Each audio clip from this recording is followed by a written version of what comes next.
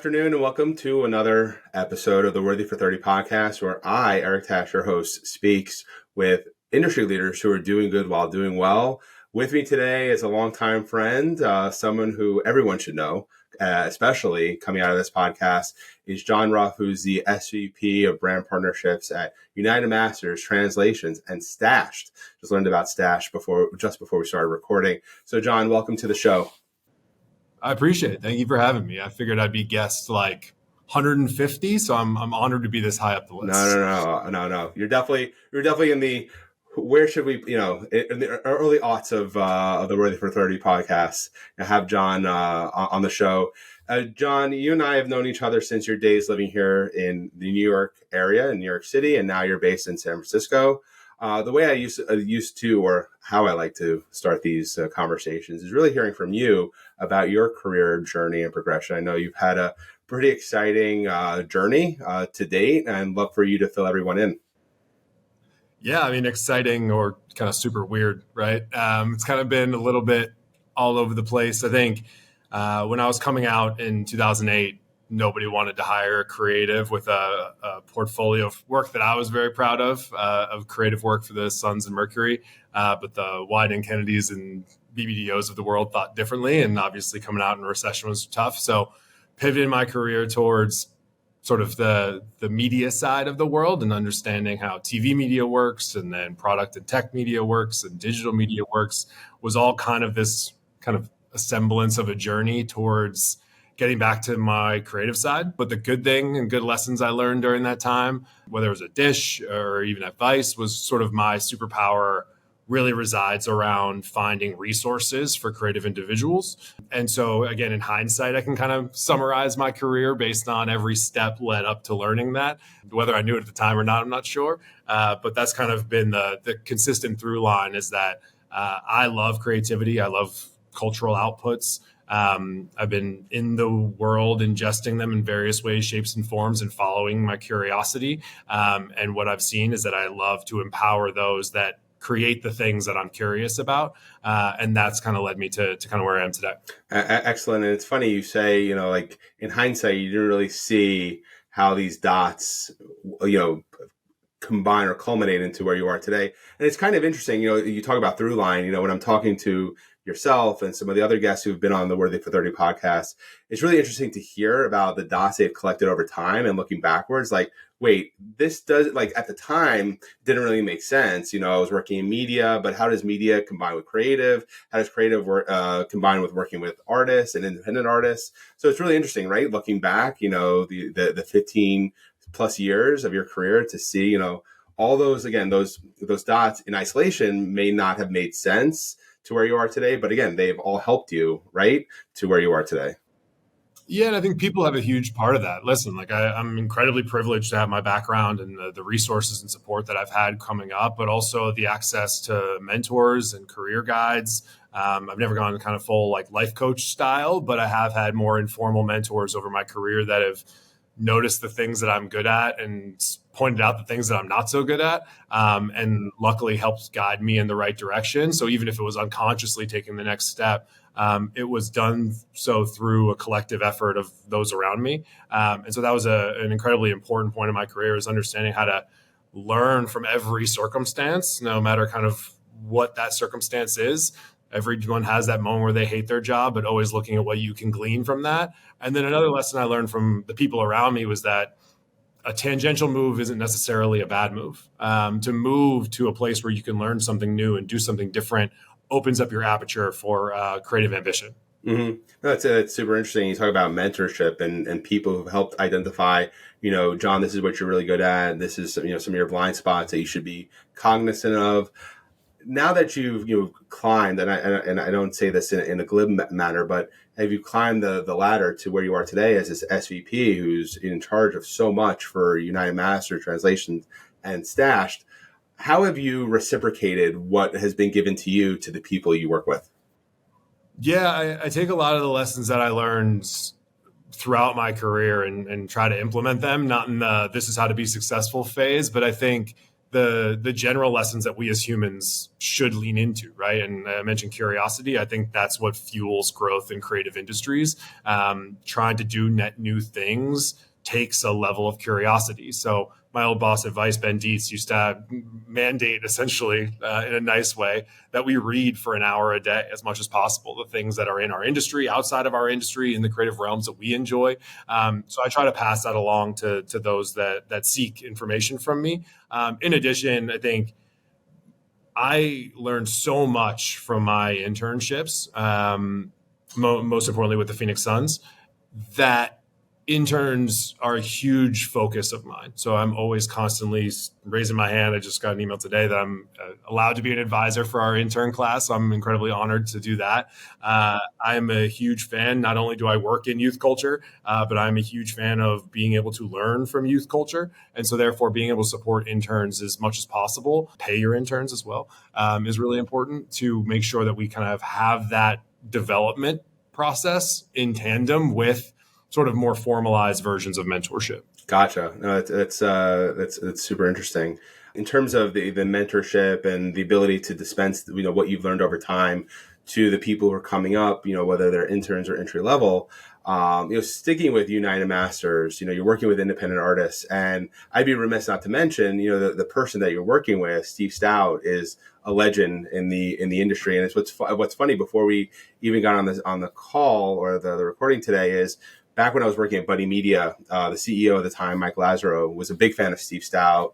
When Steve Stout's book came out, The Tanning of America, he was a very big proponent of the people in the organization to read it, to really understand how do you reach this consumer who, again, we no longer live in this binary world of race and ethnicity and background. You need to talk to people like people, and you talk about youth culture. So, what have the years that you've been with the organization working with Steve, like what are some of the lessons and insights that he's dispensed to you to, again, take your responsibility to the next level?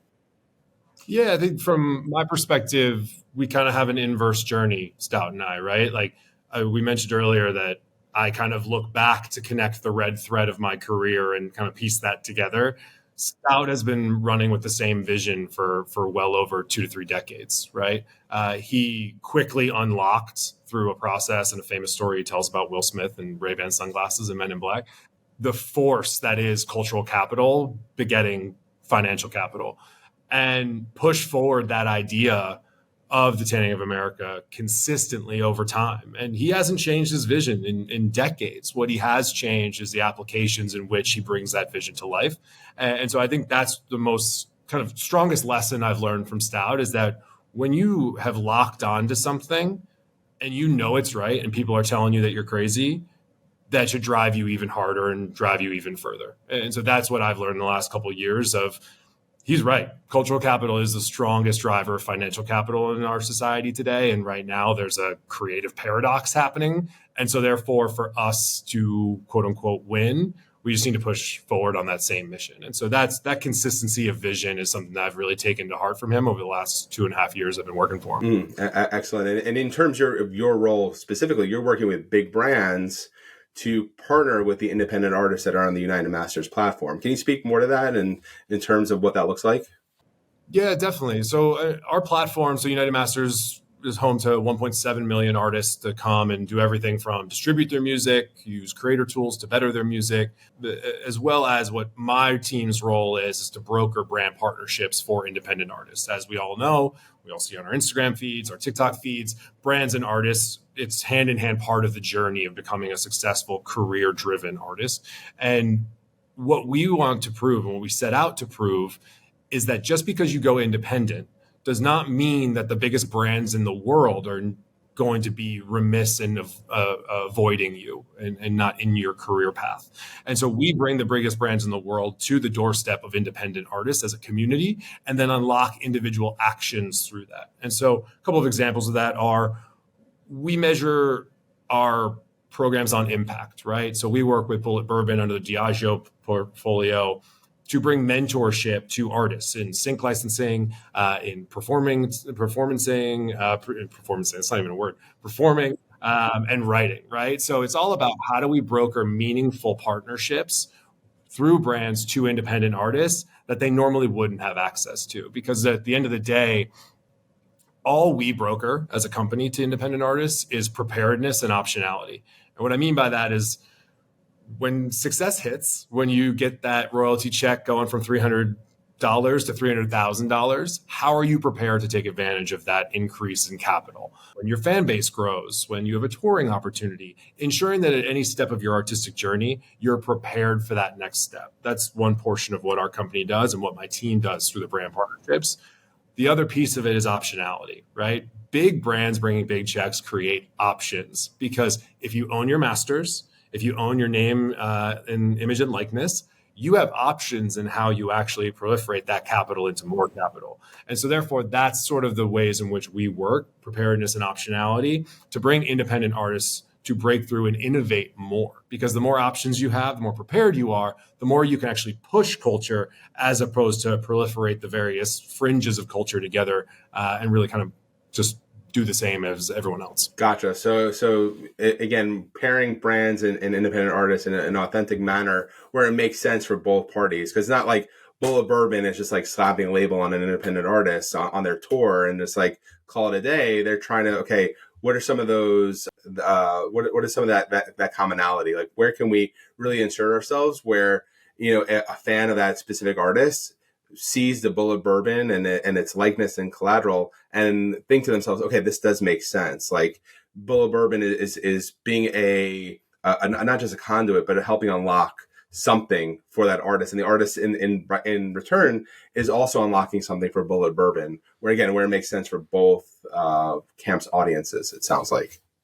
Yeah, I mean, that brings up the major crux of our partnerships, right? And that is that we measure our success with our brand partners on the shared exchange of value, meaning that we'll tell Bullet and the Diageo platform, you've worked with 80 artists over the course of X, Y, and Z months. Of those 80 artists, you've increased their streams by 30x. You've increased their social following and therefore their monetizable fan base by 15, 20x.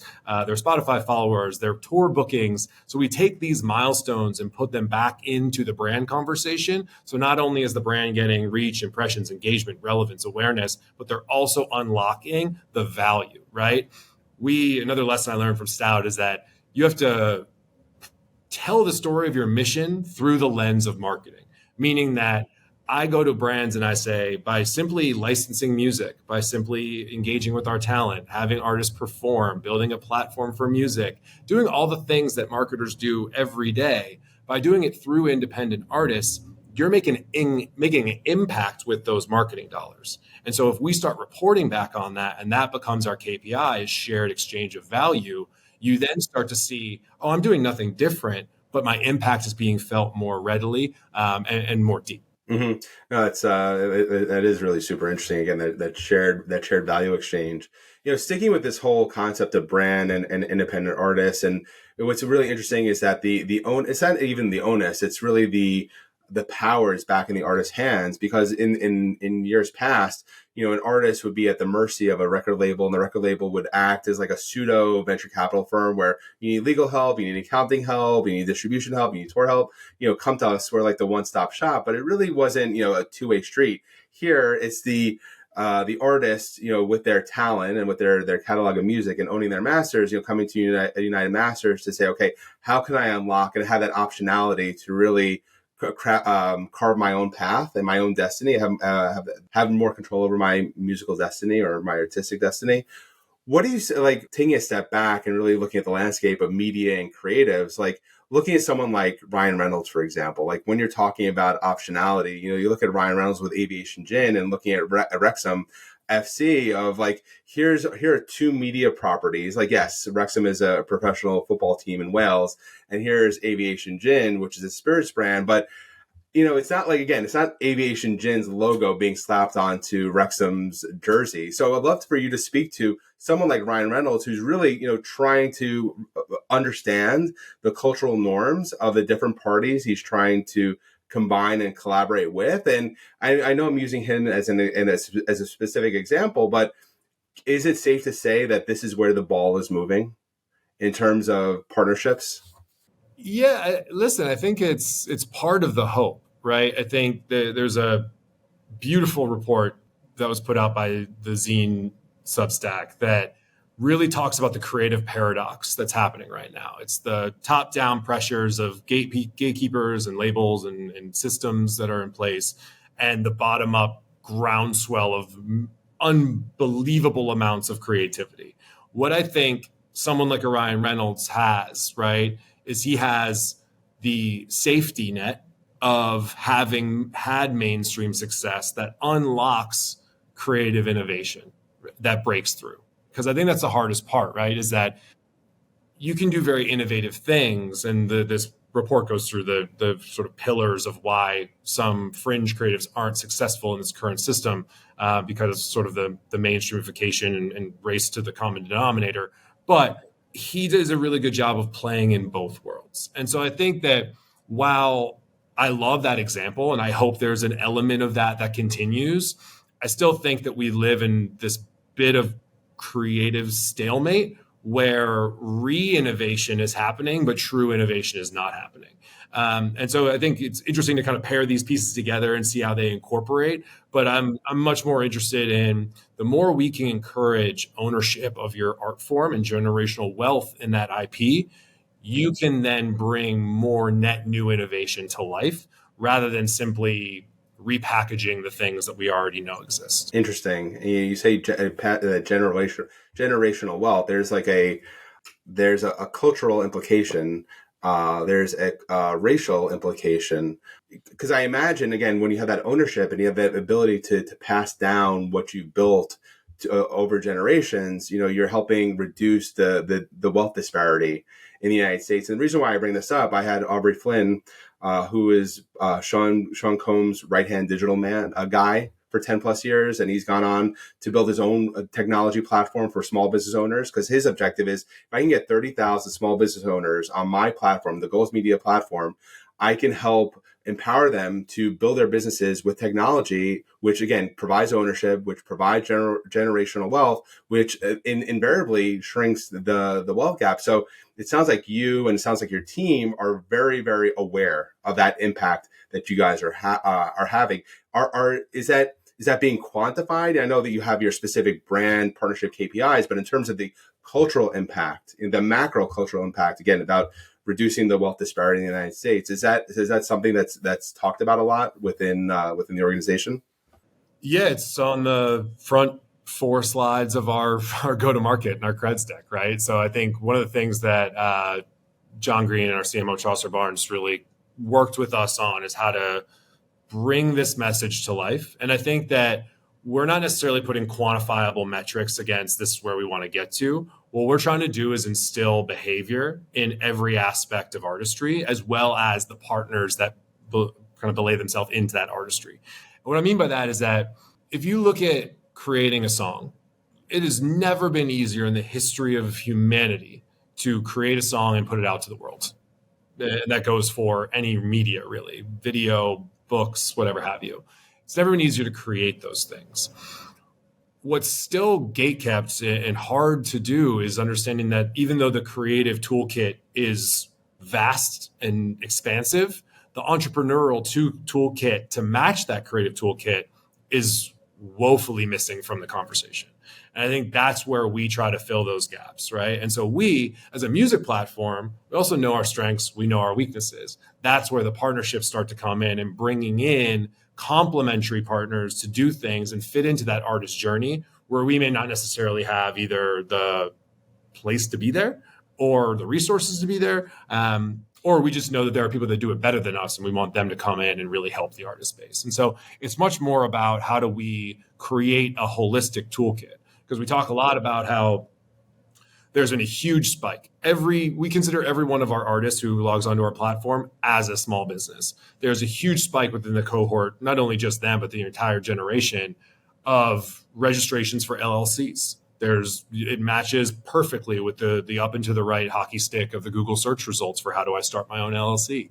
And so our goal is to not only close the gap between those who search and those who do, but also enable them to make that a successful endeavor with all the education and partners they can possibly have. And at the end of the day, we want them to create more music. We want them to get their art form into the world. We want them to have their business be the easiest thing that they do all day, and doing the next thing in music be the toughest challenge that they can accomplish. Right. That's pretty amazing because it's funny, like as you're talking about, like the entrepreneurial toolkit is missing from the creative process. Like again, they're a small business owner, using your words. These independent artists are small businesses, not even owners. They're small businesses, and you're really helping them for that. I like to say the 0 to 1 step in the journey of how do I set up an LLC, where do I incorporate, how do I set up my bank account.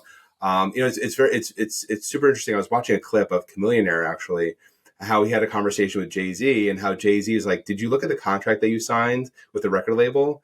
And Chameleonaire is like, because of that conversation with Jay-Z, I was able to renegotiate, and I saved close to $1 million in my first deal. And that's when the light bulb turned on. It's like, okay, I need to educate myself, but I also need the tools to do this, because again, I'm a business as an artist.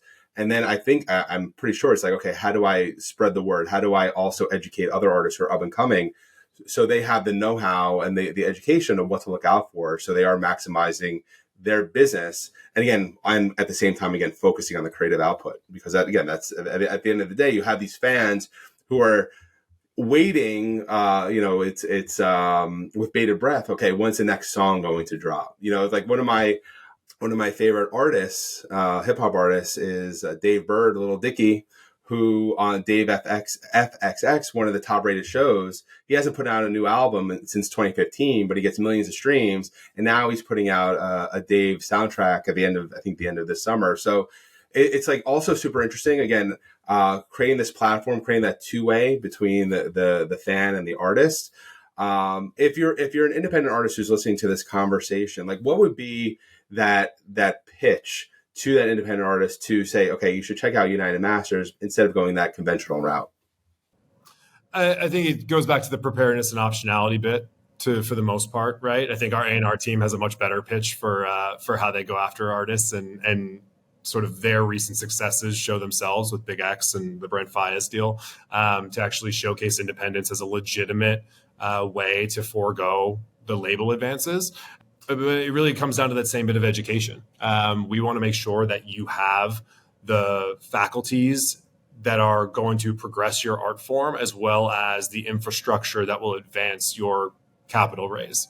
And so that's, to me, the biggest thing, but it all really goes down to that preparedness and optionality. I think where independence needs to get to in the next iteration of independence. Now, independence was a buzzword last year. It was 5 years ago thought of as a renegade, or a flash in the pan, or maybe one artist could do it. We're approaching a point where independently owned IP is going to overpass major label owned IP on certain streamers, right? So it's becoming more and more of a thing. I think to progress that conversation as an independent artist, to progress your career, we need to break a little bit down the myth that independence means by yourself. And I think that it doesn't help that there are really no more collectives anymore. I mean, you and I talk about sort of now what's old school hip hop to us. But you think about the collectives that existed. I mean, when you think about Rough Riders, and obviously I talk about them a lot because my last name's Rough, but you talk about Rough Riders, that was a collective of individuals that came together due to shared resource exchange. People had things that other people didn't, and they used that to collectively grow. What we're seeing now in independent music and the DIY creator economy is that people are doing things very much by themselves. Instead of 5 people and you lift up a garage door and you see a band, you walk into a kid's room and you see a solo person buying beats from an unknown source somewhere, putting them onto his lyrics, and then putting it out into the world, right? And so the next iteration of independence, in my opinion, and what we're trying to do and bring more community together, and that's why we moved into the event space, is to have that realization that independence is not a solo journey. There are collaborators all around you. There are support systems all around you. The fact of the matter is, if you look at the Billboard charts and you look at artists today, it's one name. There's not really kind of groups that come together anymore. There was a couple articles about how bands are no longer part of the Billboard charts. It's all individuals with bands behind them. And so there's this iteration of, if I go out to an independent artist, and again, my music team is a much more distinct pitch for them to join our group. But I think in terms of what I think and the partners that we're trying to bring in to support independent artists, it's about how can we create that collective infrastructure, whether it's in human capital or financial capital, or simply tech and resources to get them to that next level, to have them understand that independence doesn't mean that you're out there on an island. Right. There are people behind you to help you on your path. It's interesting because again, it's independence was again, you say renegade, or it's like this disruptive term, independent artist. You look at other disruptions in the world. Let's use ride sharing. I know this is apples to oranges in terms of music to Uber. What are you trying to get at, Eric? But what's interesting is that with disruption, there's also a regression to the mean. Because everybody was like, okay, ride sharing, great, but now everybody opens up their Uber app and it's like $50 to go less than a mile. Why don't I just hail a cab? Like, wait, but you were so gung ho about opening up your phone and finding someone to come to you to drive you to your destination. Do you think there's going to be, with all the disruption in the music industry and how artists are going to market, do you think there's going to be a regression back to conventional labels or to comfort? Or do you think this is here to stay? It's just going to continue to iterate and evolve. And as it does, what does real innovation look like? That's a big question, to be honest. I think real innovation is hard to pinpoint, right? I think right now there's an analysis done, and we use it in our creds deck as well, is that sort of the number of weeks that an artist spends charting has dropped from an average of 20 to an average of 2. Meaning that the speed of culture is moving so incredibly fast that fame itself is reimagined. The same names that we've talked about previously are not the ones that we continue to talk about. And even when they are the same names, it's in much, much shorter clips. And so I think what we start to think about and peel back that narrative is that innovation and disruption is inherent in the music industry.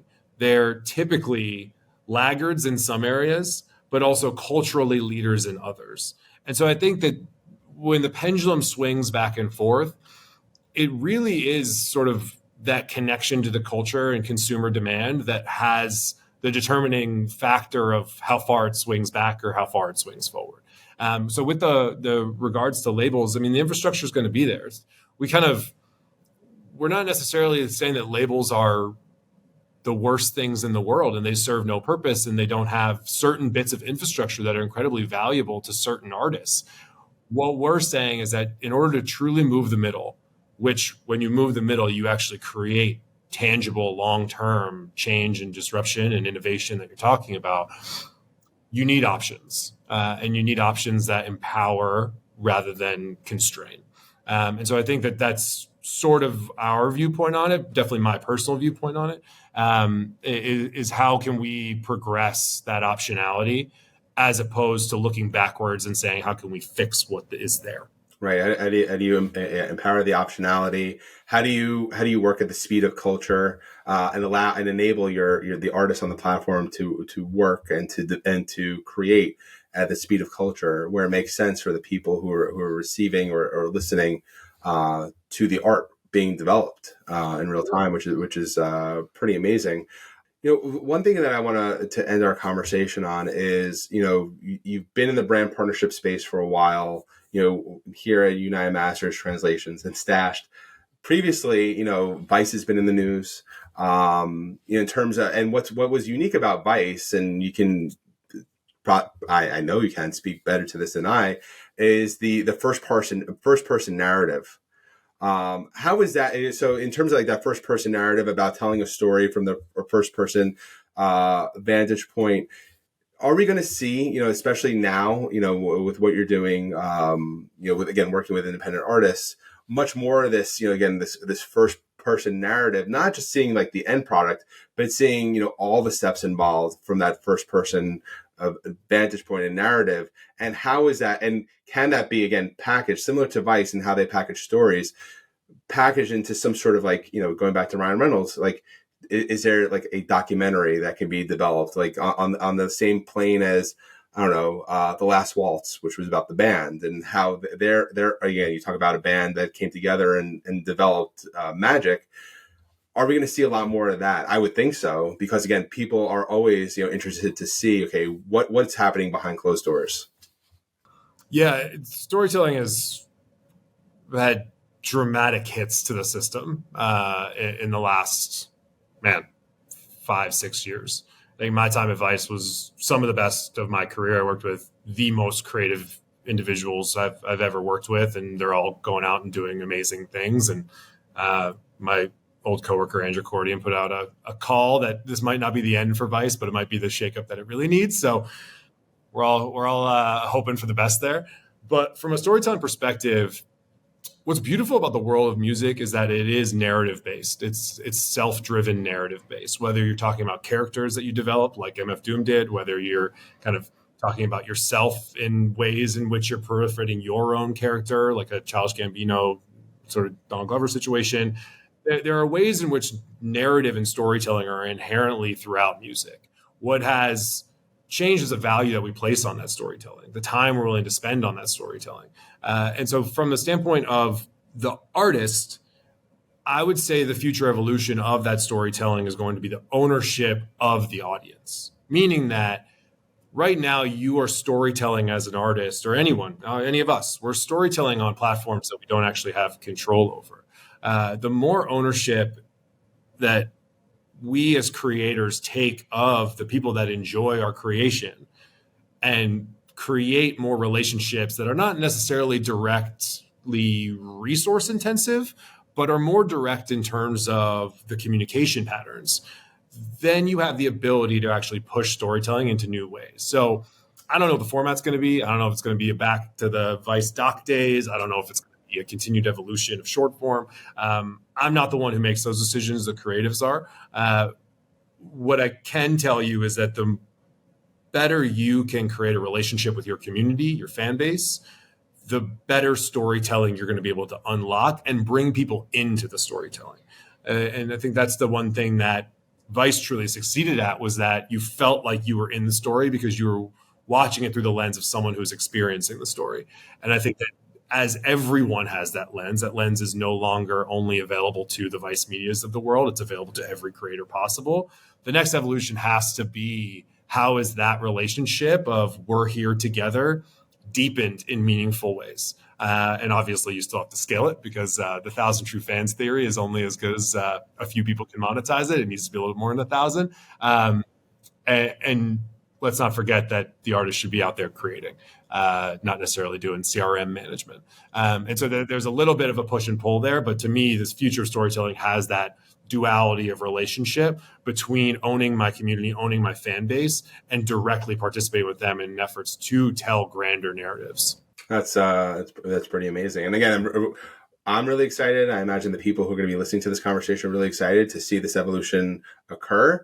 John, for the people who are interested in learning more about your work at United Masters, how can they reach you?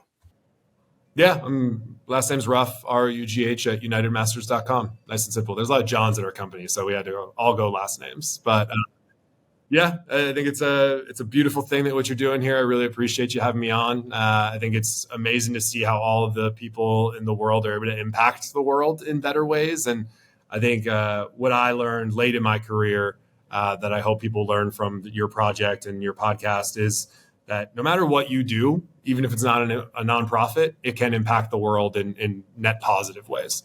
And so just always look out for jobs and companies that may not be on a mission, but have mission inherently within them. Thank you. No, I appreciate your time. I appreciate the feedback.